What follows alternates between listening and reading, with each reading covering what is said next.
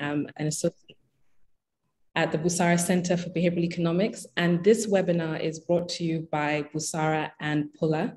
And this work that we've been doing has pretty much been a learning agenda around understanding farmer perceptions towards agricultural insurance and how best to increase uptake of risk mitigation strategies, particularly yield index insurance. So Busara and Pula have been in partnership since 2020, and this is the second phase of work that we are sharing with everyone on this webinar. The first phase of work was more around understanding farmer perceptions towards insurance bundled with fertilizer, so inputs like fertilizer and seeds. And this phase of work has been more around understanding farmer perceptions towards insurance bundled with loans. So we're really excited to share this work. This work is being supported by the Bill and Melinda Gates Foundation. And this webinar will present some of the key findings from the work we did between June and July to really understand how farmers are engaging with insured loans. So the session will flow in sort of like a two-part sort of combination. So we'll start off with a brief presentation, and then we'll move on to the Q&A and panel discussion. And we really want this to be an interactive session. We want to give you an opportunity to share your feedback and also ask our panelists questions. So without further ado, I'll just introduce our panelists. So we're very lucky to have the panelists for this session. We have Samson Ajibola, who is the country lead for Pula and manages Pula's engagements in Nigeria. And then we have Kenneth Egbaron, who is yet to join, but will be joining us very soon, who is the managing director of Veritas Capital.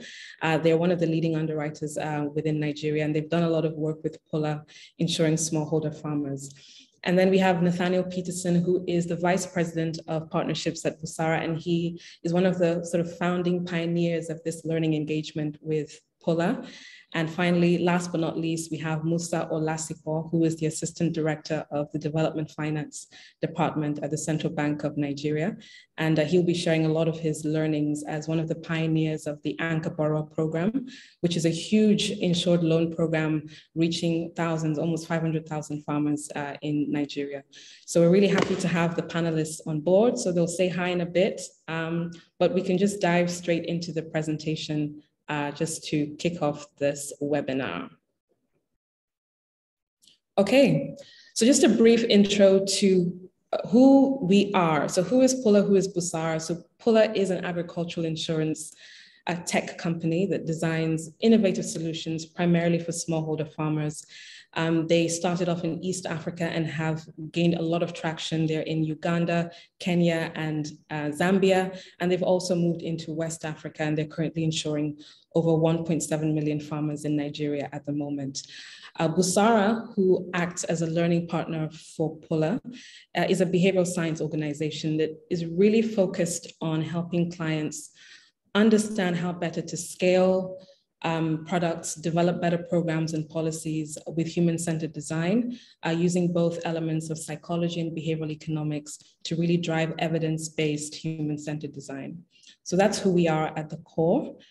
And this webinar will focus on what we've been doing so far.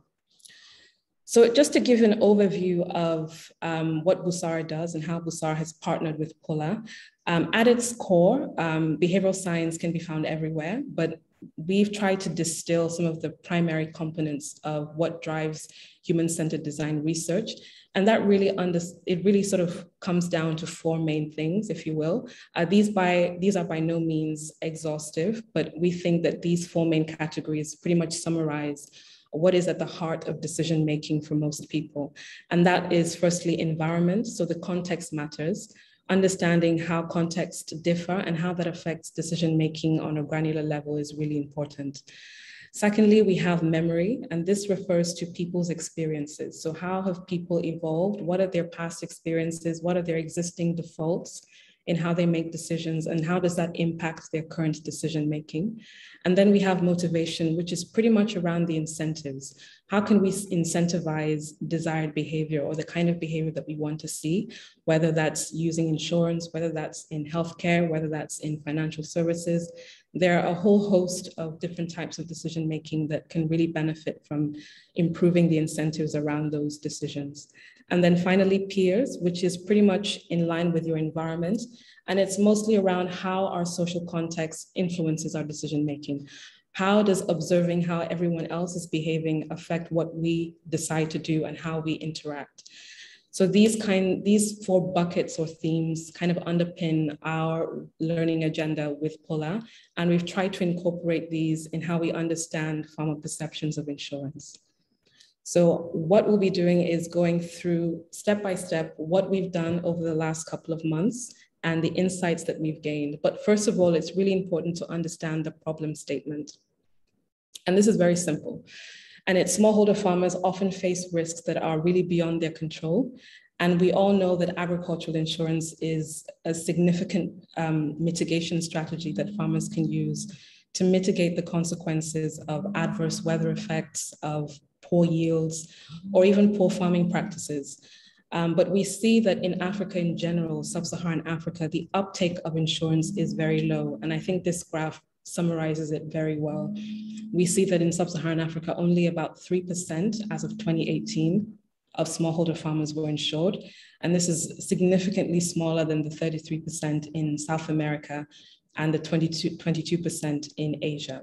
So we can already see very quickly what the problem is. And our engagement with Pula has been to really understand how do farmers perceive insurance, what are the barriers, and what can we do to really maximize uptake. So our research agenda or research objectives for this current phase of work in 2021 was really building on what we've already done. So last year, our engagement was around insured inputs. So insurance that is bundled with inputs, particularly fertilizer. And we discovered that we discovered the different elements that really help drive trust, desirability, and willingness to pay for insurance, as well as the barriers or the enablers that reduce risk. So this was kind of a follow-up and was specifically targeted at credit. So how can we improve uptake of insured credit? And number one, we looked at desirability. So we looked at 5 main things, but the first being desirability. Does bundling insurance with input loans make them more desirable? Secondly, we looked at organizational trust. Which types of organizations can we offer insurance to maximize uptake? And then thirdly, social cues, and we'll break this down a little bit more later in the presentation, but this is more around how others are behaving. How can we prime farmers based on the behavior of others? So giving social cues around what is acceptable and what is evidence-based behavior, and help them to make better decisions. And then lastly, we have framing and explanation, which is more around how do we present and communicate insurance. Although framing and explanations can be pretty much interchangeable and can be combined, we try to differentiate.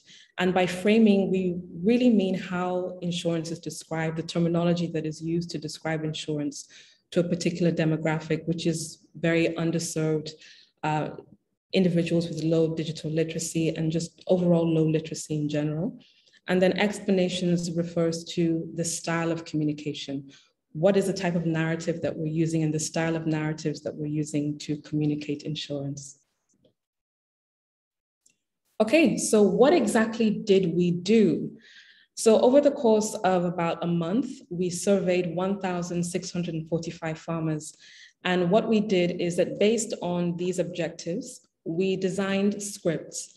And these scripts basically described an insured loan program, but the scripts varied, and they varied based on what we were testing. So in general, we were testing 3 core things. The first being different providers.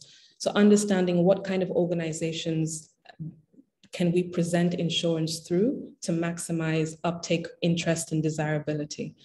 And we randomized 514 farmers into different groups and delivered different scripts that described insured loan programs to these farmers.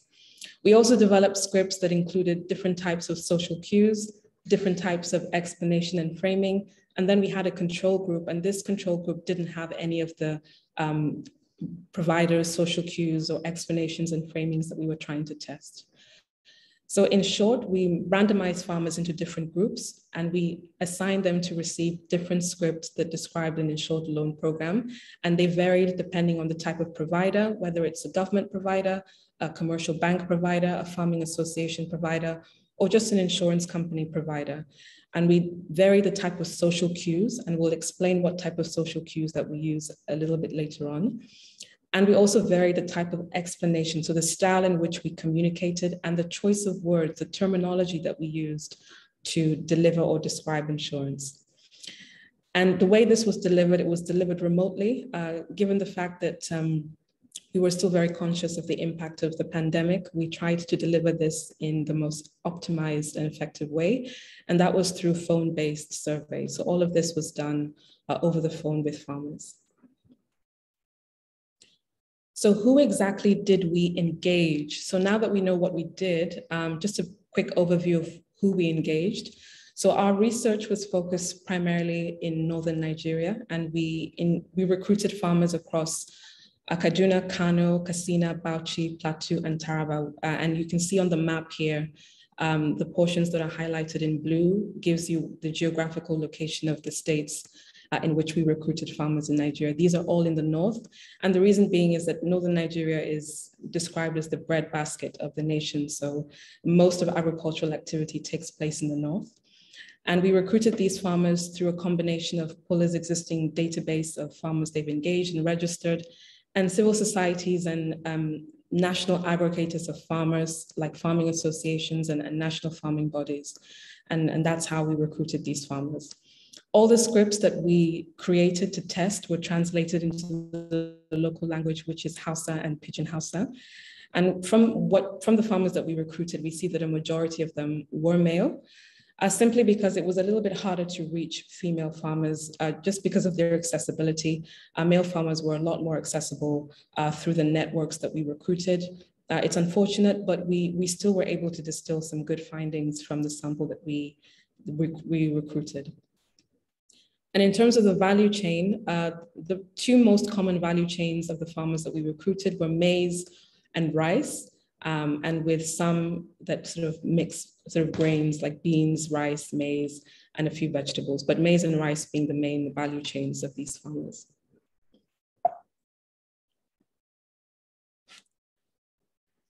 In addition to who we engaged, we also tried to see what their prior experiences had been with insurance.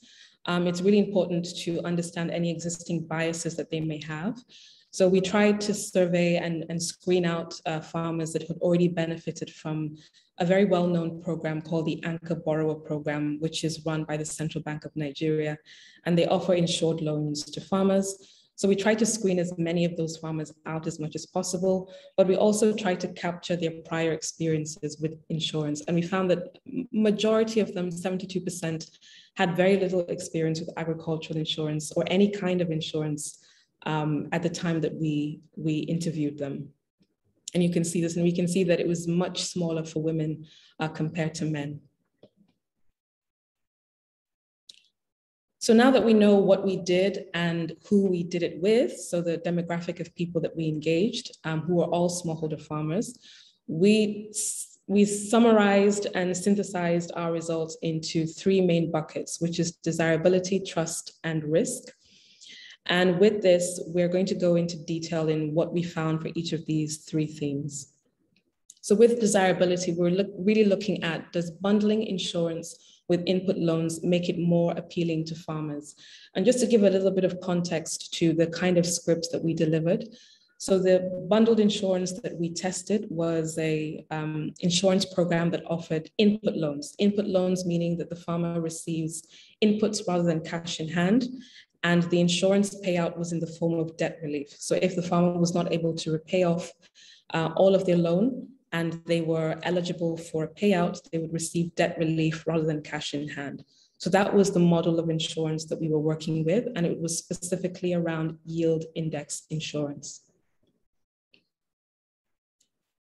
So overall, when we compared farmers that received the scripts with insurance and without insurance, we found no significant difference between desirability, meaning that the demand for insurance or credit in general is so high that it doesn't really make a difference whether you bundle them with insurance or not.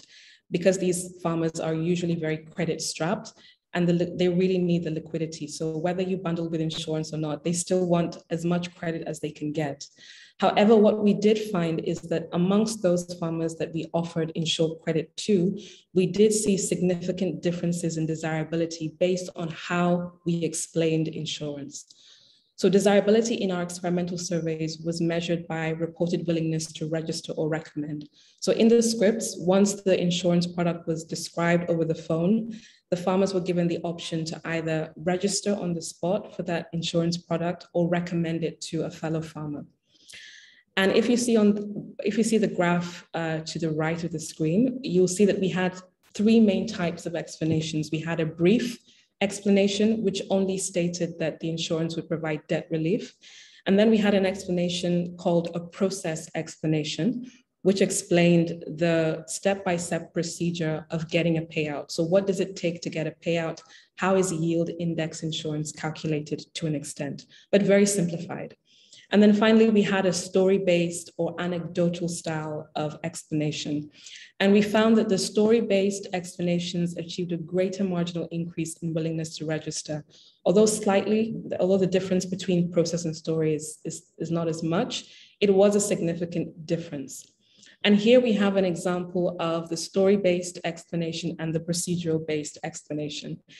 Now, bear in mind that this is trying to describe yield index insurance, and anybody who knows yield index insurance knows that it's really a mouthful and it's difficult to explain to anybody, let alone smallholder farmers. But this is just an example and I'll read it out. So our story-based explanation pretty much went like this.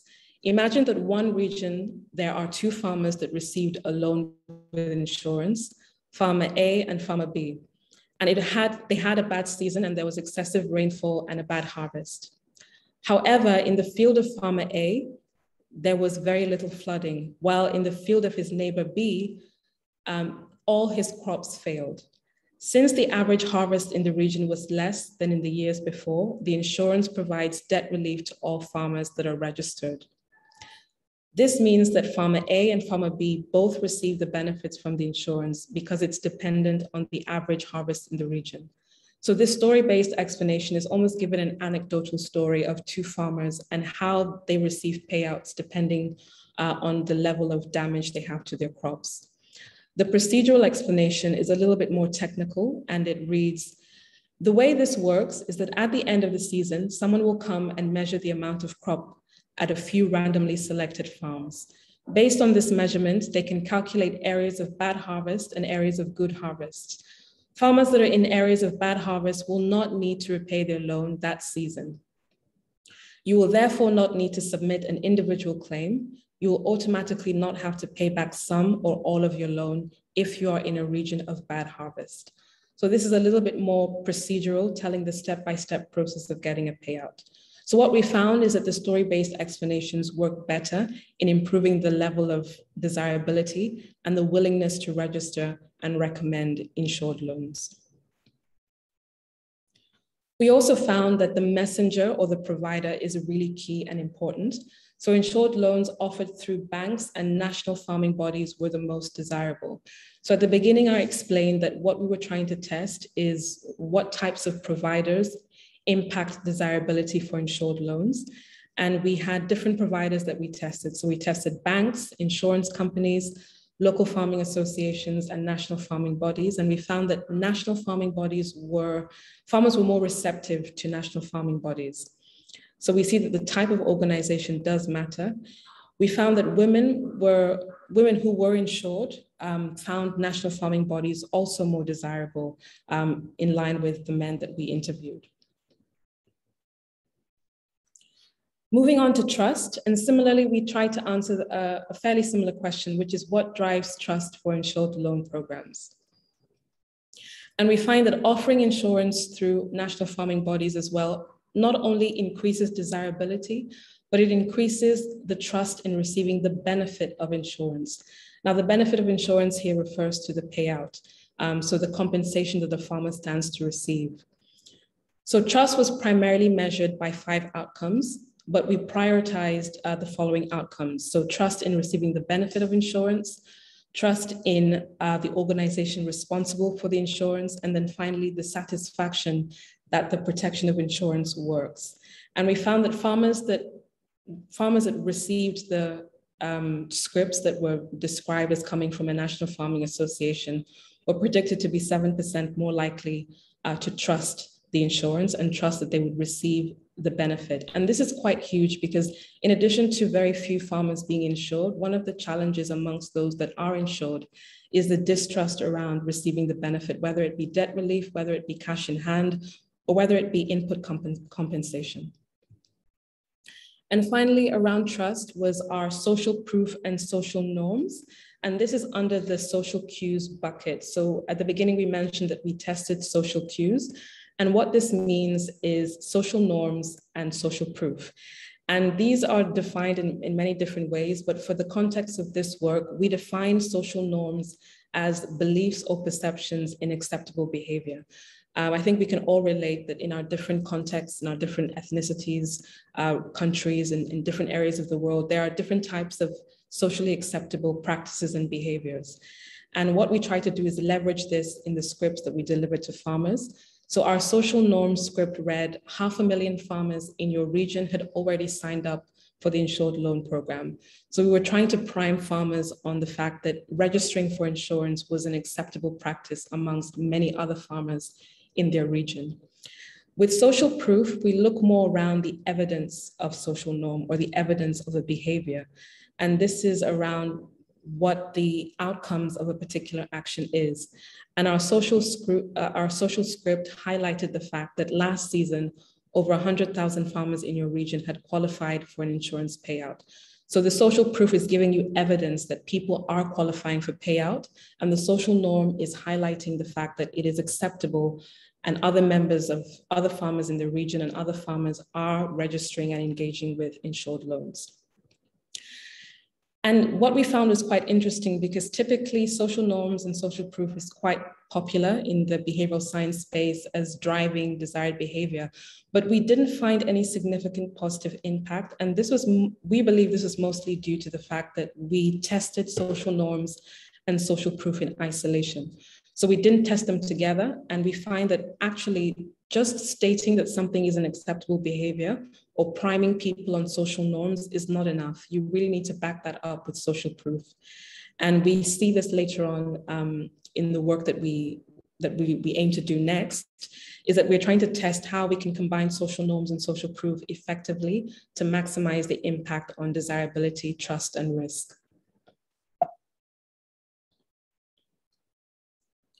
And then framing. We see that framing insurance to protect what is valued the most increases farmer trust. We know that insurance is often described as protecting an individual or self, because most of the types of insurance products we're familiar with protect the individual. For example, health insurance or car insurance, which protects the car, but health insurance is mostly around protecting the individual. And that's probably the most common type of insurance that people are familiar with. But more specifically, agricultural insurance is often framed as protecting crops, especially with weather insurance, which is mostly framed around protecting the crops that you grow from the adverse effects of weather. So what we try to test is do we see an impact in desirability and trust when we vary the subject of insurance? So we tested framings of insurance that used livelihood as the subject rather than crops. And we also tested framing that used self, so protecting the individual rather than protecting the crop. These are very slight manipulations of how insurance is explained, but we discovered that even as small as this is, it does have a significant impact on the willingness to engage with insurance. We see higher levels of reported trust in the benefit of insurance when we frame insurance as protecting livelihoods rather than just crops. Because livelihoods mean so much more to a farmer than just crops. It means their families, it means their business, it means their source of income. And that terminology just completely transformed the perception that they had of the benefit of insured loans. We also see higher self-reported satisfaction in the value of having an insured loan and the insurance component of an insured loan. And this was about 8% higher compared to just framing insurance as protecting crops or protecting self. So we can see examples of how we frame this. So the first example says the loan comes with free insurance to protect you in case you experience a bad season and cannot repay. The second framing was the loan comes with free insurance to protect your livelihood in case you experience a bad season and cannot repay. And finally, the loan comes with free insurance to protect your crop in case you experience a bad season and cannot repay. And we see that just slightly altering the framing and using livelihood, which is a more encompassing term and more relatable term than just crop, significantly increased the level of desirability as well as trust that farmers had. We also see that explanations have a significant role to play in trust as well. We observe that not only does anecdotal examples or story-like explanations of insurance increase desirability, it also increased the level of trust that farmers have in receiving the benefit of insurance. Now, although explanation styles can improve overall trust in receiving the benefit, it does not have any effect on farmer perceptions of the fairness. So farmers may believe and trust that they will receive a benefit, but the extent to which they feel that the compensation they've received is fair was not something we were able to capture, and is not something explanations or varying the type of explanations was able to capture in our assessment. But it's an interesting segue for the next phase of our research to really see, once we pass that first barrier of trust and getting farmers to trust receiving the benefit of insurance, how do we let them understand or give them a sense of satisfaction with the type of compensation that they receive? And finally, risk. So this is the final segment of the presentation. So with this, we were looking at how can we minimize perceived risk associated with insured loan programs. And risk can mean many different things to different farmers. From the qualitative studies that we had with farmers, the main risks that were at the back of their mind was around, number one, receiving the benefit of insurance, number two, being able to repay these insured loans, and number three, receiving the inputs. So the fact that they're signing up for an input loan, are they going to receive quality inputs, and can they receive these inputs in time to meet up with the farming season? So these were the kinds of risks that farmers were the most concerned about. So we find that when we compare the outcomes of farmers that received a script that was insured, so an insured loan program versus a loan program that wasn't insured, we find that time and time again, there was a lower level of perceived risk when you bundle credit with insurance. So there is a sense of confidence in being able to repay the loan to a certain extent. And there's a sense of assurance that you are backed or protected when the loan comes with insurance. The way we measured insurance, it was self-reported. We measured the way we measured perceived risk, was self-reported. We measured this using a 4-point scale. So 1 to 4, 1 being very low risk and 4 being very high risk. And for each script, farmers were asked to provide their personal rating of how risky they felt the insured loan program described to them was. So we find that communicating the social norms around insured loans minimizes farmers' perceived risk. So although under trust and desirability, we didn't see any significant impact of testing social norms and social proof in isolation, we find that when it is directly associated with risk, and when we try to measure risk, the use of social norms, so priming farmers on the fact that insurance and insured loans is acceptable, and it's something that it's behavior that is being done by other farmers. So other farmers are making these decisions to get insured loans and register for insured loans. We find that risk ratings were predicted to fall by about 15%, which is quite huge, given the fact that we didn't see any impact on desirability or trust. So what we see here is that there is really strength in numbers, communicating the mass popularity of insured products, especially amongst other peers and other farmers, really is effective in reducing the perceived risk around those programs. So we understand that amongst these underserved smallholder farmers, uptake of credit is actually quite low, and it's low for a number of reasons. It's low because farmers prefer to rely on savings. It's low because the process of getting this credit is quite challenging for them. And it's also low because they don't value or they don't think it's necessary. So combining this with the additionally low uptake of insurance, we see that we can really prime and boost engagement with these insured products through social norms. We also find that communication that explains insurance bundled with loans is key for minimizing farmer perceived risk. So we see that all explanations work. So whether it's brief, whether it's a procedural explanation, where it's a testimonial or anecdotal type of explanation, all of them help to reduce perceived risk. And you can see on the chart here that we have negative figures, and these negative figures just simply mean that the percentage increase, or it just represents the percentage increase or decrease in the level of risk that farmers reported. And we see that all types of explanation reduce perceived risk, but this is particularly so under the procedural explanation. So really breaking down the process of yield index insurance and how that payout works and how the farmer receives that payout really helps to reduce the perceived risk around not receiving the benefit or not valuing the benefit of insurance. So in summary, what can we do to really appeal to farmers? What have we learned? We see that explanation and the style of explanation is key.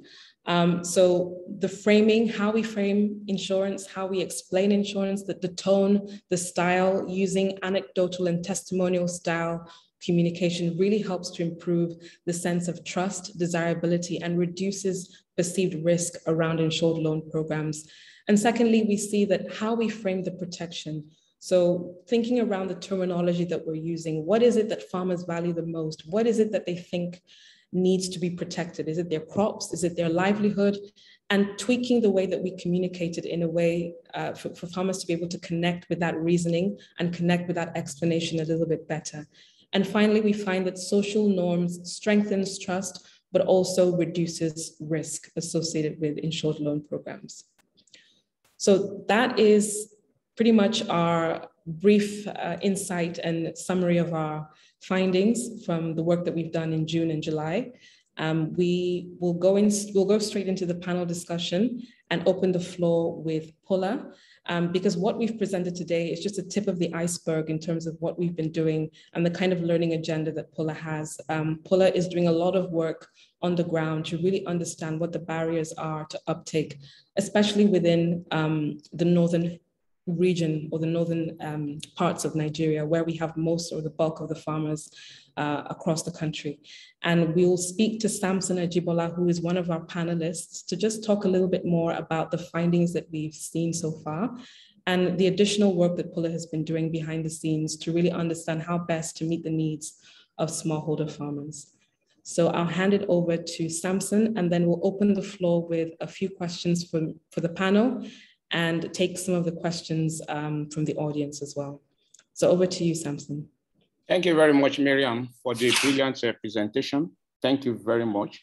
So to talk about what Pula has been doing behind the scene, it is important to note that our attention is not just varied or focused on the northern Nigeria. Okay, we work in all the states of the Federation, just that, of course, northern Nigeria have a strategic advantage in agriculture, especially in arable crops, grains, which is the main focus of, staple food.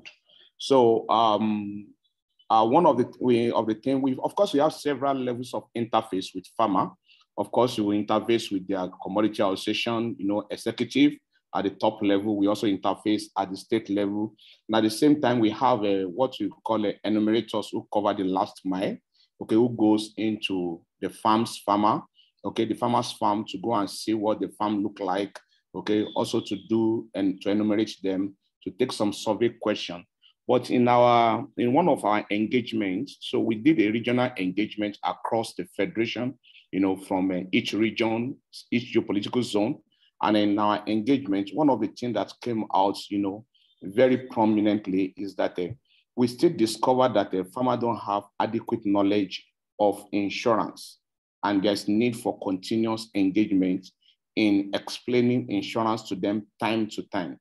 Despite the fact that, when we go for this engagement, we provide them with posters, even written in their local dialects.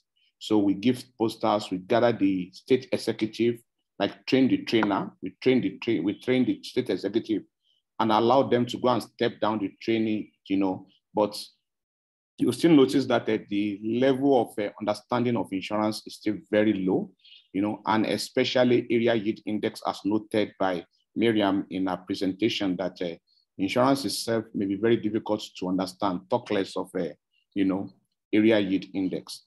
Another thing we've also seen in our engagement, as we engage with the farmer, is that many of them don't also know that, of course, the kind of insurance that they have procured is to offset their loan, with their bank. That's one. Two, they also want to be informed. Farmers want to be informed on, okay, how much am I entitled to, so that I can know how much debt relief I've gotten, from the insurance, So they also want to know this. Then, of course, another thing that came out more prominently is that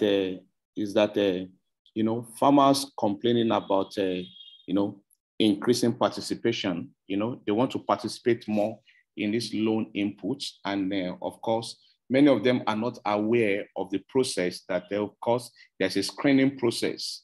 So when they complain, Dr. Musa is here, okay, they will complain that, okay, they submitted their name, when the loan came out, they are not considered for the loan. They really want to participate. They want to have increased participation in the program. So these are some of the things that came out, in our findings. And maybe to talk about why do we prefer bundling insurance?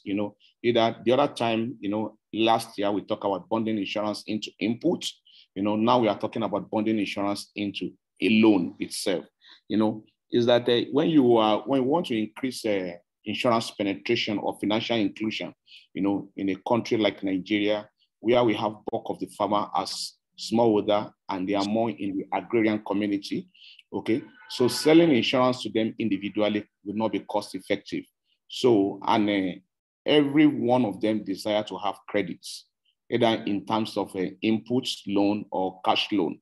So we use this as a touch point for them, okay, so that they can also be protected against the eventuality of anything that can happen that can cause the reduction in their yield at the end of the season. So these are some of the works, and these are some of the perception we have, in our work as we do this. Thank you, Miriam.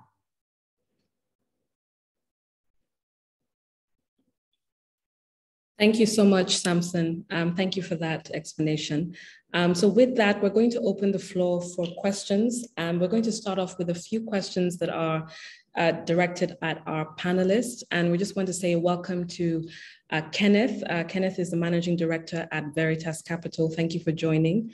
So we'll kick off with a few panel questions. So the first being, we understand that most of the insured loan programs that is quite popular at the moment is that of the Anchor Borrower Program.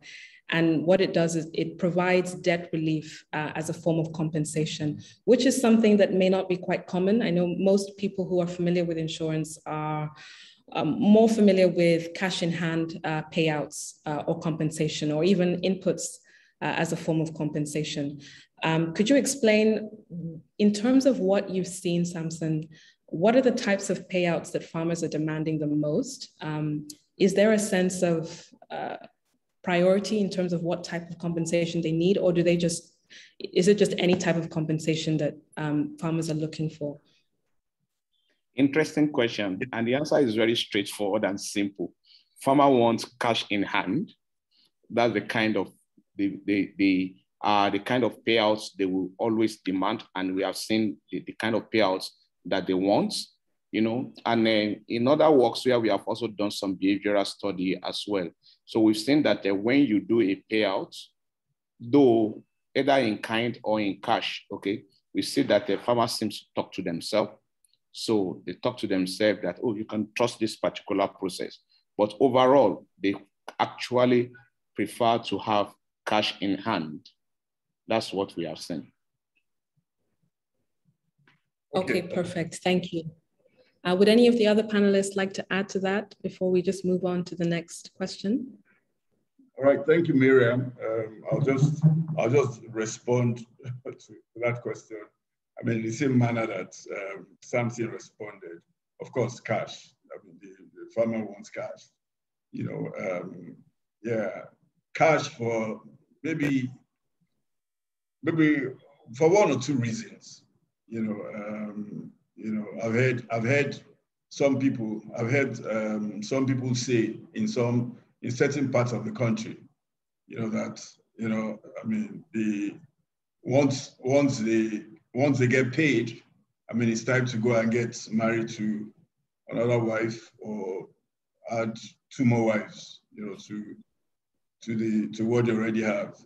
So cash is really important, you know, to them. But really and truly, you see, the whole idea of the program, you know, is to ensure that there's food security and sustainability. I mean, that's really the focus of this, I mean, of the whole program, you know. But again, it depends on how this is communicated, you know, nationally as a program, you know. So I mean, if there's a clear-cut direction that this is what the country is trying to achieve, then of course we will be working towards our goals. But right now, you know, as laudable as the program is, I mean, this is a highly laudable program. I mean, there's no doubt about it.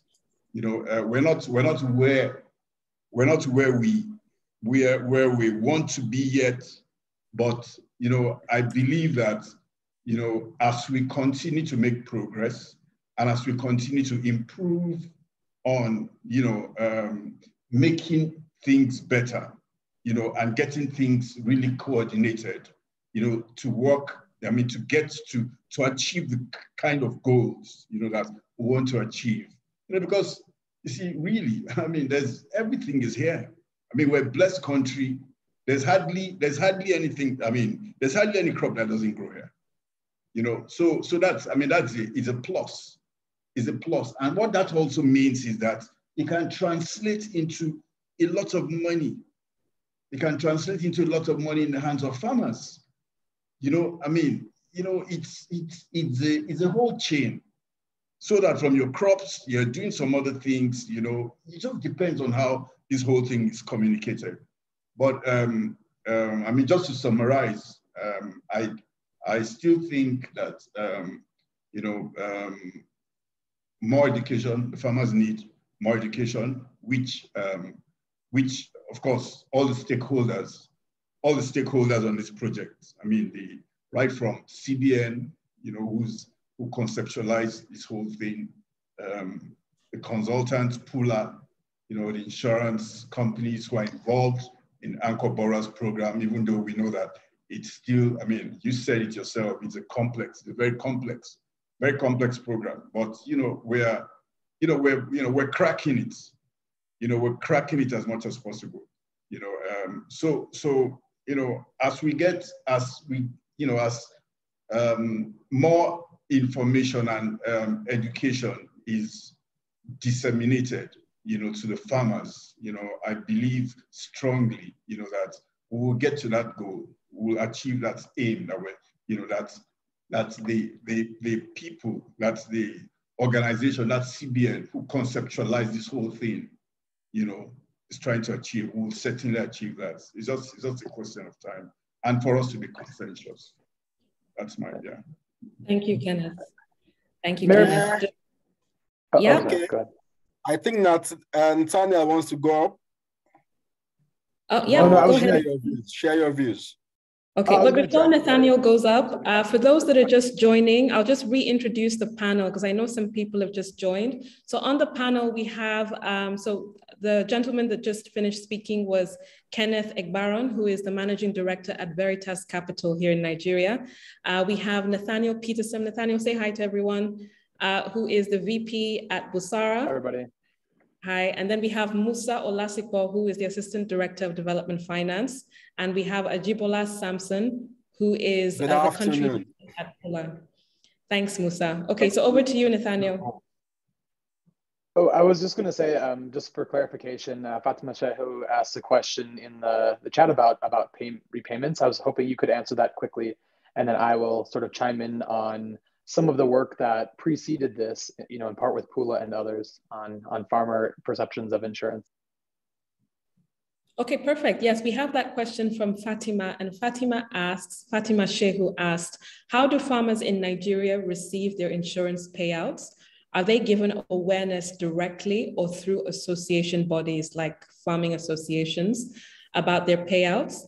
And how does this payout reach the farmer that deserves it? That's a very packed question. So we'll start with the first one, which is how do farmers in Nigeria receive their payouts and how is this done? So who would like to tackle that question first? Musa, I see you smiling. Do you want to go for it? Okay, no problem. Miriam, I'll give it a shot. I also want to make some responses to the last discussion we've had, which is what farmer wants. If we look at the concept of insurance generally, I won't want to agree 100% that farmers want cash. Farmers want value. Insurance is not a profit center. So farmers actually go into the concept of insurance, not because they want to make money, but they want to be plowed back to production when they suffer losses, which is something that is deep-rooted, especially for activities of smallholder farmers. And that will take me to Fatima's question. When these farmers suffer these losses, as at now, the way it is conceptualized is the compensation goes through the association because the loan is booked through that association. However, the communication has not been robust enough to let the farmer know that the compensation has been paid on their behalf. And that is the gap we need to bridge going forward. Because if the farmer has the feedback that when they suffer losses, they've been compensated or indemnified, that strengthens their trust in the system. I'll tell you when you were mentioning, going through your statistics on desirability, farmers are taking this insurance option as at today because it is embedded in the loan. If it is an option, most farmers will not take insurance because they don't believe that the system works. However, over the years, we have seen how insurance can actually come to the rescue of the farmers, how crucial insurance is to agricultural production, especially for smallholder farmers. So we need to communicate this growth and the process to the farmers. Feedback for me is one thing that is missing, is a stakeholder challenge. We need to find a way to ensure that maybe we have like a post-season review. We see our learning experiences and we communicate same to the farmers. It's easy because the farmers are dependent on the facility. Once they are able to show more trust, then it's like a bandwagon effect. They tell almost every other farmer, you must do insurance with this firm, because when we had losses, they were able to come to our aid. So Fatima, as at now, payout is through the associations. We've not been able to devise mechanisms to communicate that to the individual farmers. Also, there's a knowledge gap for the associations and also the farmers about general insurance and the area yield index that we're doing now. So I'll see the cup as half full and not half empty. We've started a good course. It's just for us to see how well we can build on this and in the next few seasons, ensure that we are delivering better value to our smallholder farmers. Thank you. Thank you, Musa. Nate, do you want to go ahead or should we take the next question? I'll just kind of chime in on that. Oh, I'm sorry, go ahead. I was just going to add to what Mr. Musa said.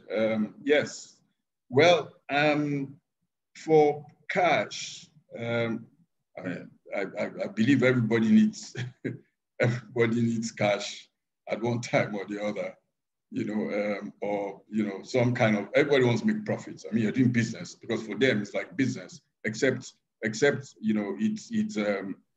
what do you call it? Except it's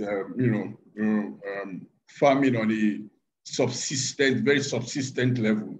I mean, you just have a farm, because you want to use it to be able to feed yourself, feed your family, and all that. I mean, that's the kind of thing we used to do, back in the day. Our parents, I mean, well, in most homes we had gardens, where we could, have food to, feed ourselves and stuff.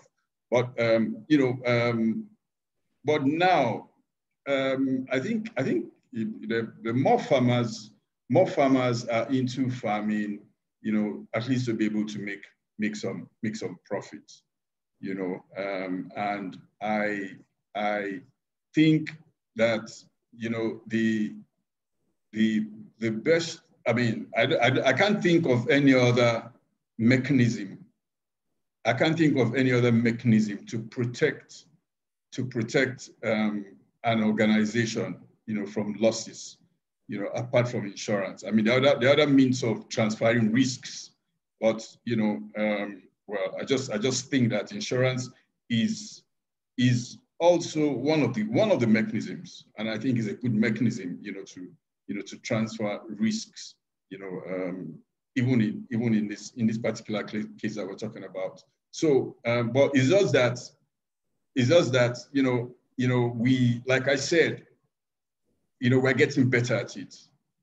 I mean, we're getting better. This is a laudable program. We're getting better at it. The area yield is certainly I mean, it's the cheapest way. Is the cheapest way, to get farmers compensated, when they suffer losses, as opposed to, I mean, if they are being insured, individually, but it's just that, we know there's still a lot of things. There's just still a lot of things, for us to do, in terms of payouts. The truth is, I mean, from feedbacks that we get, I mean, a lot of farmers are really not, they're really not happy, with the kind of payouts that they get. But again, that is as a result of things, I mean, challenges and things like that, surrounding this whole, the whole process, right? Yeah, but you see, if we look back to where we're coming from and compare it to where we are, we will say we have made some progress in terms of compensation, right? I mean, because of the nature of the product, right? I mean, so the area yield, covers yield. It talks about yield, right? And the farmer, the ordinary farmer, right, needs to really understand what yield is. Like the example that Miriam gave, was it Miriam or somebody that said, okay, you have two farmers, in a particular location close to each other, right? At the end of the day, when there's a loss, they get compensated. They get almost the same compensation. They cannot understand that. I mean, one lost. I mean, he lost all of his crops, and the other, maybe partially, he lost his crops partially. But that's how the program is structured. It's just how the program is structured. So all of those all of that really needs to be explained, to the farmer. And I think we are. I mean, like I said, I mean, a lot of progress has been made in that regard.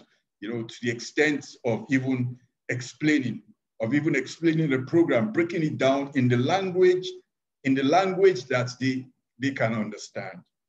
Yeah. So I mean, again, I think insurance is still the way to go, but we just need to get better at it and improve on the things that we're not doing right for now. Thank you. Yeah, excellent point. No matter, I mean, the work that we did showed that you can slightly improve desirability and trust with, the type or the style of explanation, but at the very core of it, a lot of this is very difficult to comprehend for most smallholder farmers. And bearing that in mind, we'll move on to Nate, who I know has a lot to contribute. And we have one question. So Nate, while you provide feedback on that, just to piggyback off what Kenneth has said, Carolina Locarno from Italy, hi Carolina, has asked specifically, and this kind of goes back to what Kenneth was saying about explanations and understanding, if we could share a little bit more detail on why is it that the story-based approach to explanations worked a little bit better than others, and also your feedback on what types of compensation works best, and how can we really make this more salient to smallholder farmers? Sure. Thanks, Miriam. So I'll start a bit kind of before this research even, right? So as Busara, we've done a lot of work in the insurance space, including with Pula preceding this, right? And so it's part of the reason that the Gates Foundation was interested in funding this work and attaching us to anchor borrowers, which is obviously a large and complex program. And so, we learned early on that kind of willingness to pay for insurance, is difficult with farmers. And we had seen approaches taken before, not necessarily with Pula, but across the board, with people trying to kind of scare people with risks. And, how do you motivate someone to de-risk something, as you need to present the risks to them? And it actually turns people off, right? They're just like, I can't deal with this. If this is in God's hands, what should I do?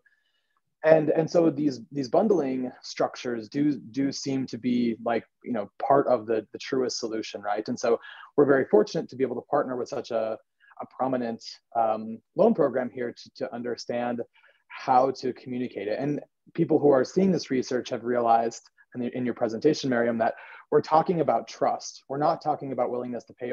And desirability is even only one little component of that.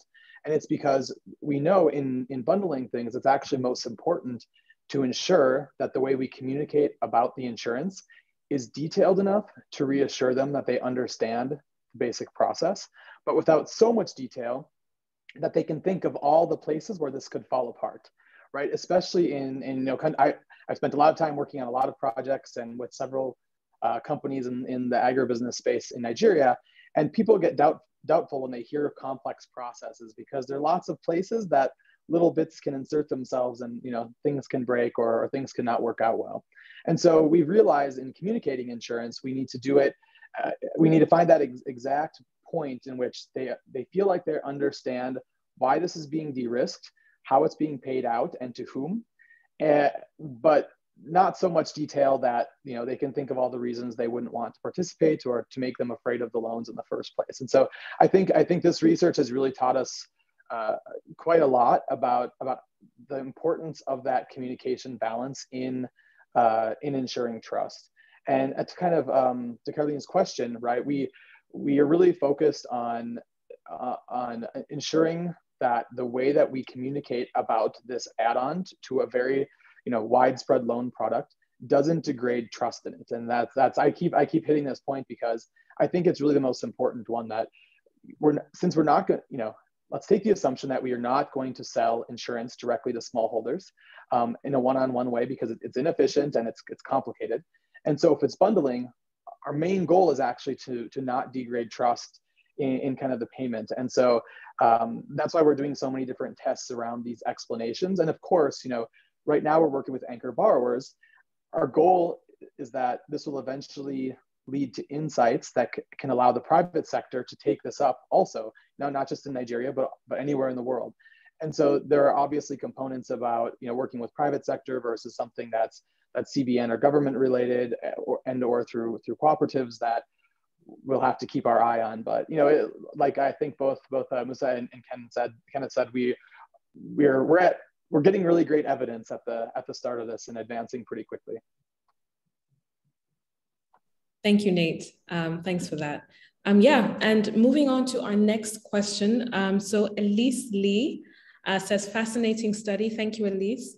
And she wants to know, do we have any data or any kind of commentary on how much credit facilities or credit lenders or lenders in general are willing to lend to smallholder farmers with this bundling model. So I know the government is definitely doing it. It's easier for them. They have the capacity and the fiscal backing to do this at a very large scale. But in terms of private sector lenders and other lenders, Musa, do you want to tackle this? From your experience, how much credit is really being bundled with insurance and offered to farmers in Nigeria from the private sector? Yeah, from the private sector, you can only talk about potentials. The market is huge. In terms of farming strength, Nigeria, we can boast of close to between 30 to 40 million smallholder farmers that are actively on the field. And almost everybody in that space requires credit to support or to enhance their production activities. However, you know the way it is in financing around smallholder farmers, especially for institutional support, it's a bit risky almost everywhere in the world. So people are looking for additional risk mitigating measures that will create an enabling environment for seamless flow of finance to smallholder farmers. So if we can actually decompose this a bit, have it in smaller clusters of farming enclaves that work, that have the pedigree and have the resilience to support the activity, then that is when I believe that we can start getting private sector investment into this. For government spendings, yes, and that's why you are seeing CBN actively involved. And what we are trying to do is just to build sustainable models. And after some years of participation, government can opt out, then we can have models for the private sectors to run. So for now, we can only speak about potentials. We can't put exact figures into it. Thank you, Musa. Samson, do you want to comment on that? Yeah, I think Dr. Musa said it all. When you look at the private sector, you know, I think a few years ago, some people came up with the idea of crowdfunding, okay? So which, of course, was not sustainable. So most of them are drop it and they all went to institutional, you know, lending of also came in at CBN to get a anchor borrowers program. So I think until we are able to get the lending model straight, I was in an event last week with Mercy Corps, and we were discussing this. And I think the major problem is getting the cooperative structure, you know, to be very, very strong, such that you know, farmers can trust themselves, they can cross-guarantee themselves, and they have a sustainable model that can attract, you know, private sector investment. And I think then, okay, CBN will have a lot of relief, you know, from having to bother themselves with, you know, lending to farmer every year in, year out. So like Dr. Musa said, we can only talk about potential in private sector lending. We can put a figure around it, yes. Okay, thank you, Musa. All right, so we have a few more questions coming in. So we're going to start, apologies if we've missed your question. We're going back to them now. Yeah, so Enokole Abba has been asking how farmers are receiving their payouts. And just to clarify, the farmers receive debt relief and not cash. So under the Anchor Borrower Program model of insured loans, farmers receive inputs. So rather than receiving cash to buy inputs, they receive the inputs, so it's in kind, if you will, and the payout or the insurance benefit is in the form of debt relief. So if they experience a bad harvest and they qualify under the yield index insurance, part of their debt is taken care of by the insurance payout. So that just covers that question, but feel free to ask anything else if you want a bit more clarity on that. We have an anonymous question here. Says, how can we develop trust with farmers considering what farmers take loans in southwestern Nigeria? and have faced drought. I hope I'm reading this question correctly. I'll take it again. How can we develop more trust with farmers, considering the number of farmers that have experienced drought in southwestern Nigeria without any compensation? So I guess this refers to failed payouts. So when farmers don't receive the payouts, and when farmers that are not insured can't relate to the benefit of insurance because they don't see others around them benefiting from the payout. I hope that question was read out correctly. Feel free to correct me if the question was phrased differently. So how can we develop trust with farmers considering the lack of payouts and the poor or significantly bad droughts in Southwest Nigeria? Samson, I'll shoot that at you, since you've been to Southwest and you've done quite a bit of work in Ibadan and Oyo. Yeah. Thank you very much.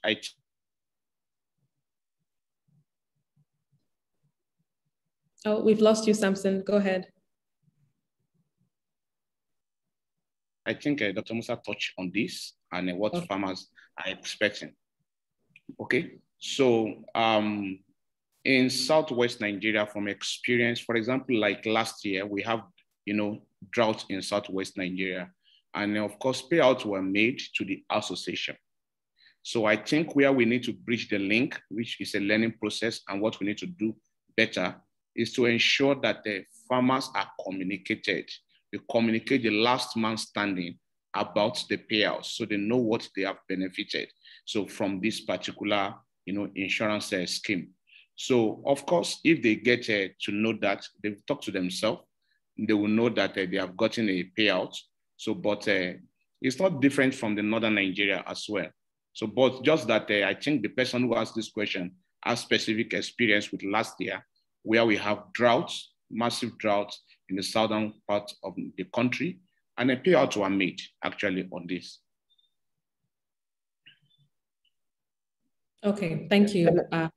Miriam, I just want to address that with some of our other evidence as well. So, I mean, kind of like Samson said, right? The only way to increase trust is to show people that things work. Like communication can't really make trust happen. It can get people interested in seeing outcomes, but you have to have kind of precision in your process, which is why this sort of yield, crop cut structure generally works pretty well, because it's as on ground as possible, and depending on the sample size, as long as that's done well, you can be pretty precise. But one of the things that consistently, challenges people's trust in insurance products generally, not just for agriculture insurance, not just in Nigeria, is that people are actually much less concerned that the payout will take place, that the underwriter or government or whomever it is will be able to make a payout and will want to. They're much more concerned often that they have understood the process, right?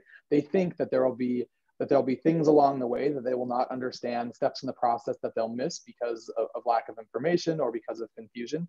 And so really ensuring people that they know the process and that they can do it tends to be the greatest way to increase process trust, which ends up being the primary type of trust that's needed for kind of ongoing uptake.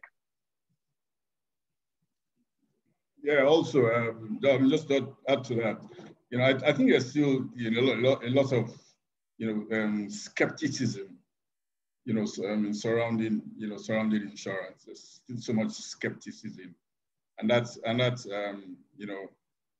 comes from the fact that people need to understand the product more. The people really need to understand the product more. So if I am, as a how do I say it now? As somebody who has little knowledge of insurance, an insurance man comes, sells an insurance product to me. He talks to me about insurance, and I now suffer a loss. In my mind, right, in my heart of hearts, right, I'll be expecting that. Even if it was a partial loss, I say, but I paid premium. What I paid premium, pay me for, replace whatever it is I lost. Do you understand? That's the first thing that will come to my mind. So the expectations are really quite high. But see, again, this is a business. the organizations also have to, they also have to make some profits, but because of the technical nature of the business, that's why I keep saying that education is so key. It is so key. Before anybody should take up cover, any kind of cover, you must have understanding, so that at the point of a claim, there are no disputes. The things, everybody's on the same page. You understand exactly how this whole thing, how the payout is going to go. So, for instance, if you look at the policies that we operate, the Pula's area yield policies, area yield products, right?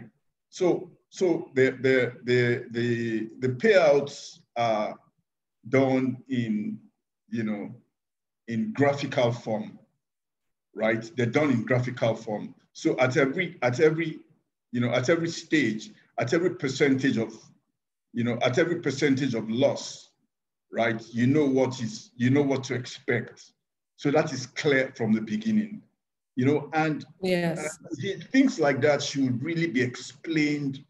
They really should be explained, to the person, who's taking up that cover right from the beginning, so that he knows exactly, what is involved, so that there are no disputes, because by the time, by the time you start maybe comparing, maybe sometimes you're comparing what one farmer got to what the other farmer got from maybe another geographical area.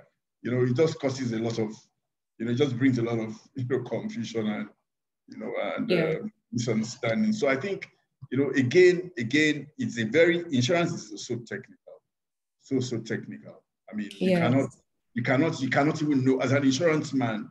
I'm the managing director of an insurance company. There are lots of things. There are lots of classes of insurance that I still do not really. I can't say. I'm an expert in them. Aviation, for instance. I think we can all say the same. Marine insurance, there's agri insurance. They're so complex. So you really need to have understanding of how these things work. And I'm sure by the time that it's done through education, it's so important. So organizations really need to spend a lot of time, educating customers, educating potential customers, so that, everybody's clear, everybody's on the same page. Once people are satisfied, you see, the problem is just maybe lack of satisfaction or dissatisfaction with payouts. Once people are satisfied with the payouts that they got, for instance, if I take up, as an insurance man who understands insurance, of course, I have insurance covers. So, I suffer a loss, right? And I go to an insurance company and I get my claim paid. I don't argue. Do you understand? I don't argue, because I understand how it works. It's a different ball game from the man who really doesn't have so much understanding, as much understanding as I have. So education. Exactly. Thank you so much. Education. Yeah. Thanks. Yes, we really, in fact, that is one of the key points that is really coming out from the research that we've done. And it's that, yes, explanation is needed, but who is responsible for doing this? Who is responsible for delivering this transparency and educating farmers on this? With the Anchor Borrower program, we've kind of shifted that responsibility to the farming associations and the national bodies aggregating these farmers. But do they really have the capacity to deliver the kind of education that farmers need around insurance? So Samson, I see your hand is up. So go for it. Yeah, so thank you very much, Miriam. The very point I want to make, that who is responsible, I would say the insurance company is responsible. Okay, because the question is whose reputation is at stake? When people misconceive or when people receive payouts and they are not very clear about it, so it's the reputation of the insurance stakeholder that is at stake. And that's why we, as insurance company, okay, we need to continuously, educate, find avenue to talk to farmer, to educate them, engage them more and more at every level and stratas.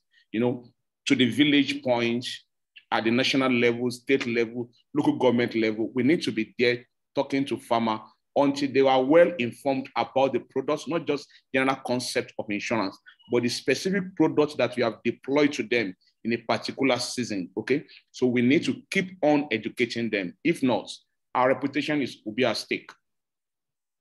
Very true. Yeah. But I'm sure that, that's like top on our agenda, in our relationship, in the consortium that we have, concerning the area yield program. With Pula, our management consultant, at every point in time, at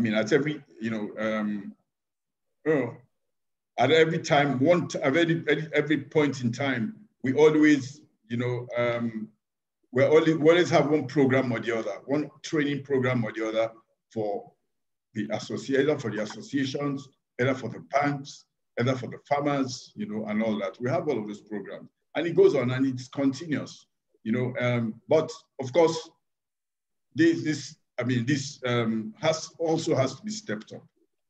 It also must be stepped up. It's not something that we do, and if we're doing it 10 times in a year, we can step it up. We step it up, times 2 the next year. But it should be. That's the only way. It should be continuous. And Pula has been quite helpful in that regard.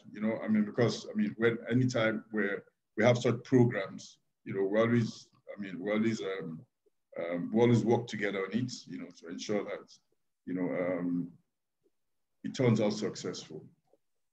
Thank you. Okay, go ahead, Nate.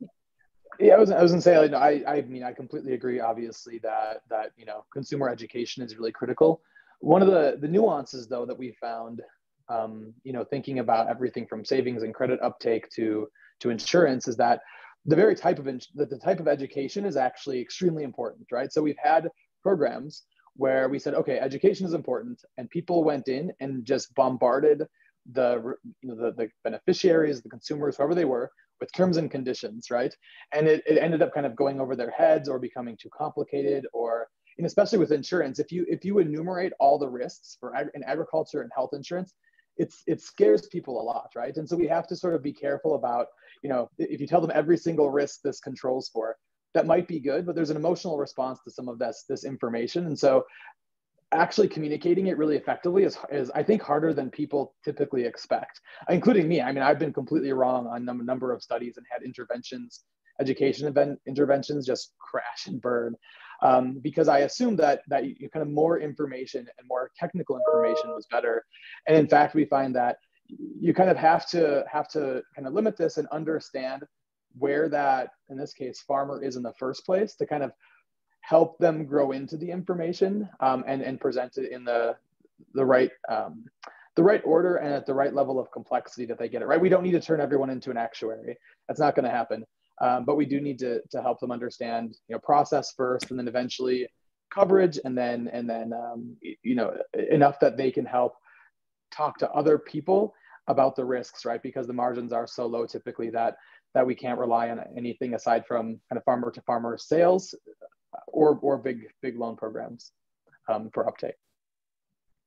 Thank you, Nate. Thank you, Kenneth and Samson, for those tidbits and insights.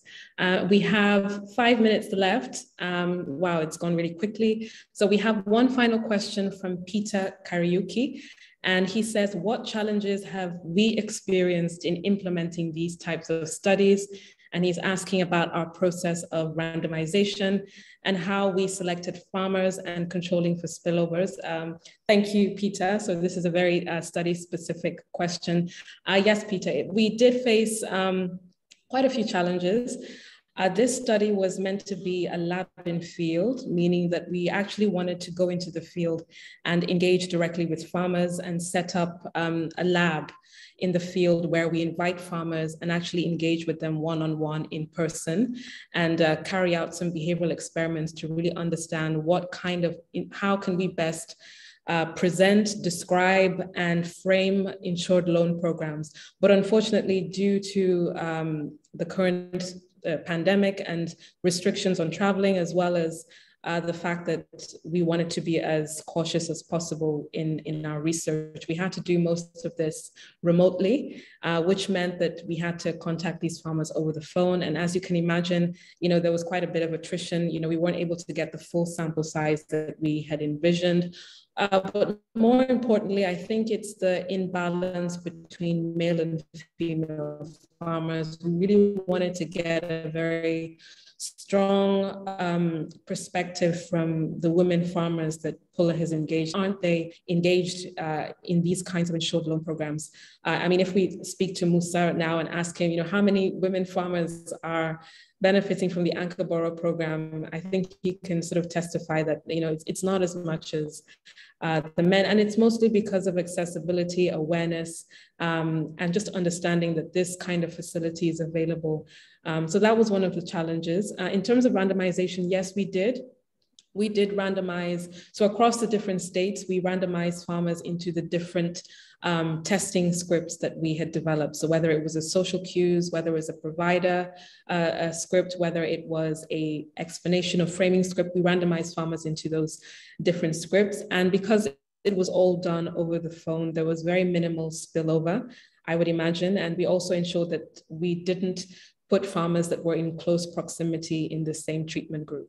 So that's how we tried to, ensure that our results were as rigorous as possible and manage the kind of challenges that we had on the field. So with that, we currently have 3 minutes, and I would like to thank everyone for joining, for all the questions that were asked. I know that a few more are coming in, but we don't have time, but please feel free to share your questions in the chat, and we will respond to you via email, to give more detail on the questions that are not answered. But I would like to give our panelists just 30 seconds each, a minimum of 30 seconds each, just to give final closing remarks, not only on the insights that we've shared, but in terms of what is the future for insured loans and increasing uptake of insured loans among smallholder farmers across sub-Saharan Africa. So with that, I'll start with Samson, who is the country lead for Pula. Samson, you have 30 seconds.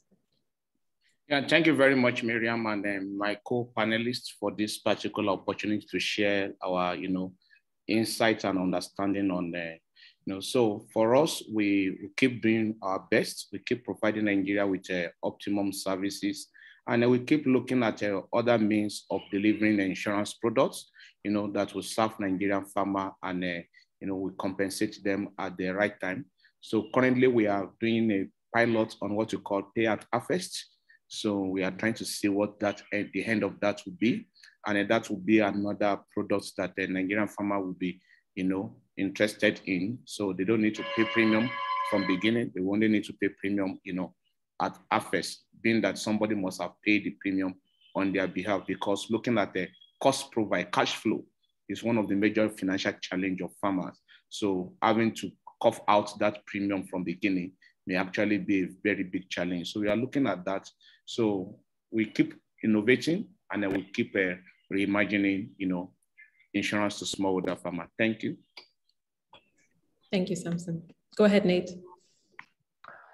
Thanks, Miriam. Yeah, I think I can't remember who led with this, maybe Dr. Musa, but there's such a huge opportunity in Nigerian agriculture. The market is so massive, so many things grow, there are so many value chains and so many farmers that it'll be impossible for any individual company to solve this, right? Like, I personally love working with Pula. Busara has worked with them extensively because they're so willing to, kind of engage in these experiments and share outcomes and build partnerships with the likes of Veritas Capital and CBN Development Finance. And I think that's really the answer to this, is that we need a lot of kind of experimentation and sharing. And as we find places where, there are missteps, people are unhappy, we have to figure out kind of what's behind that and how do we address it? And then to share that with everybody else, right? Like, this market is huge. We can all kind of collaborate and contribute to figuring out the best way to do this. And in fact, I think, as Nigeria's population grows, it's almost like a moral mandate for us all to continue working on this stuff. Thank you, Nate. Musa? Yeah, thank you, Miriam. Thank you, everyone. For us, on the part of the CBN, this is a journey. And our long-term objective is for us to be able to develop sustainable solutions that the private sector can actually take off us. Looking at the plethora of challenges we face as a developing economy with an enormous population, food security is one key deliverable for us. And that's why we're saying, let's build models and we win it off to the private sector over time. We feel we are fostering the right partnerships, and let's see how well we can strengthen this in the nearest future. Thank you so much. Thank you, Musa. And Kenneth. Right, thank you, everybody. Thank you for the seminar. It's been quite incisive and beneficial. What I'll just say is that on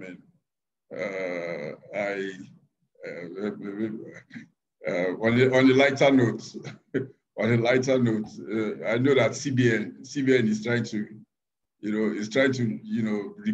use agriculture to replace oil, because they say agric is the next oil, and that'll be a very good focus, but again, it will take a lot of collaboration, between all stakeholders, and I know that it's something that is very, very achievable. We have the potential is here. We have the people. Pula is like a household name. When it comes to agri consultancy, so everybody trusts the work that Pula does. Of course, the CBN, they're trying. They're doing everything to even see that even more crops. More crops are. More commodities are brought into the program. I'm hearing about some new commodities, and it's getting very interesting. So that means, before we know what's happening, the oil is drying, it's drying up. So it will get to a point where, agric will take over, from oil, and everybody will start making money. Maybe by that time, some of us will stop, we'll take off our ties and, take off our ties and go to the farms and start making some good money, from agriculture. So thank you very much, everybody. I wish us all the best, and I know that the future, I know that I haven't doubt in my mind that the future is bright. We just need to be conscientious and consistent. Yeah. Thank you so much. Thank you so much, Kenneth. Another big round of thanks to all our panelists. We really appreciate the time, and to all those that logged in and dialed in. Thank you so much for the time. I know we're definitely at time now. We look forward to hosting more of these webinars, and we would love for you to join us again next year when we share with you the last phase of our learning engagement with Pula, and just share and get the feedback from all of you and all of the experts and industry specialists within agricultural insurance. So thank you so much. Have a good rest of your day. And we will be sharing the recording of this to all those that registered, and let you know once we set up the next webinar. So thank you. Have a good day. Thank you very much. Bye, everybody. Thanks, everyone. Thank you, Miriam. Thank you, everyone. Enjoy the rest of the day. Nats, bye. Miriam, bye. Bye. Thank you, Samson. Bye, Samson.